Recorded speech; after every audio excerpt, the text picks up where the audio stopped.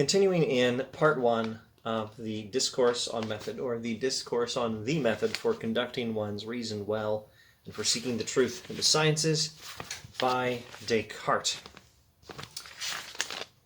We read, "For myself, I have never presumed that my mind was in any respect more perfect than that of ordinary men.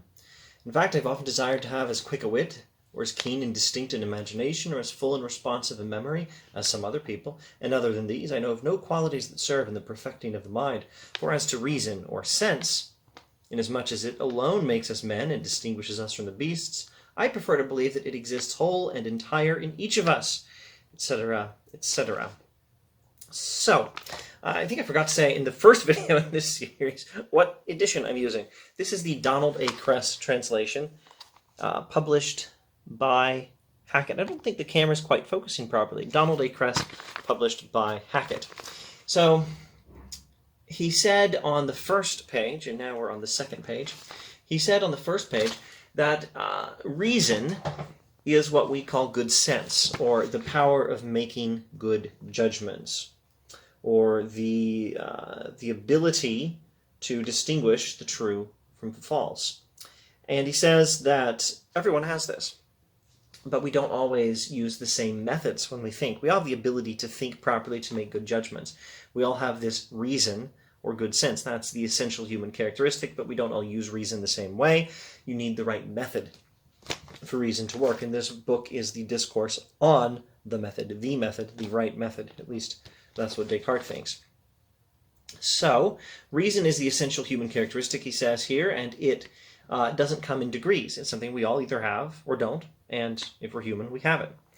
And there are things that can be useful in the perfecting of the mind, like a quick wit, a keen and distinct imagination, or a full and responsive memory. But reason itself, that ability to distinguish true from false, that's something that happens whole and entire in each of us.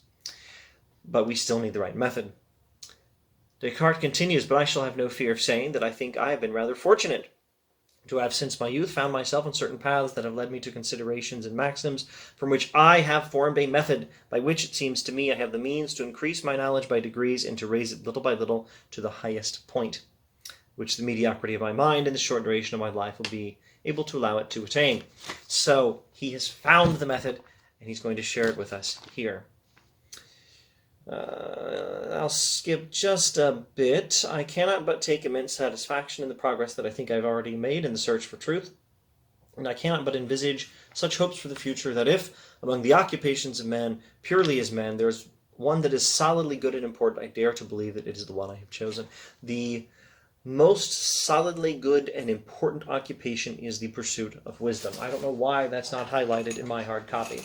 Descartes is setting himself up as something like Socrates. Now, at the risk of jumping ahead, I'm sure to say this in a future video, I guess, actually, but I'll say it now. At the risk of jumping ahead and commenting on things that won't really be quite clear until a little bit later in part 1, Descartes is setting himself up as the new Socrates, meaning that he is the person who more and more has discovered his own ignorance. That's what he tells us. He's setting himself up as the Socrates character who knows what he does not know. But he's different from Socrates in one other respect. He will now give us, at last, the method that Socrates and no one after him ever had for actually achieving knowledge.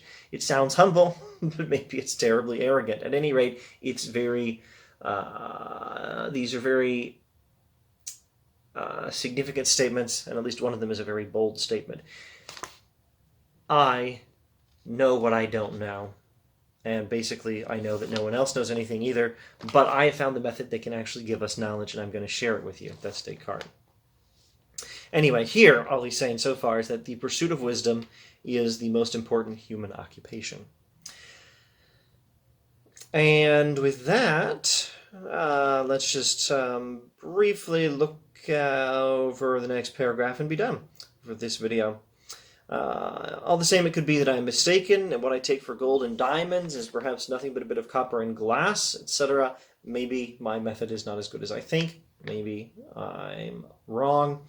But I'll be very happy to show in this discourse what paths I have followed, and to represent my life in it as if in a picture, so that everyone may judge it for himself, and thus that learning from the common response, the opinions one will have of it, this may be a new means of teaching myself, which I shall add to those that I'm accustomed to using. In other words, I'm submitting this book to the reader so that, well, other people can judge for themselves as to whether I'm right in my presentation of this new method.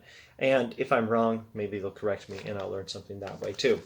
And in the next video, we may get to that exciting passage where he talks about more and more. He talks about how more and more he had discovered his ignorance. And then we'll want to talk about what he says about all the things he'd studied and how they all failed to give him knowledge. He had a wonderful education, and he'll tell us it didn't teach him anything. At any rate, didn't teach him knowledge. Anyway, enough of that for now. More Descartes next time. Thanks for watching.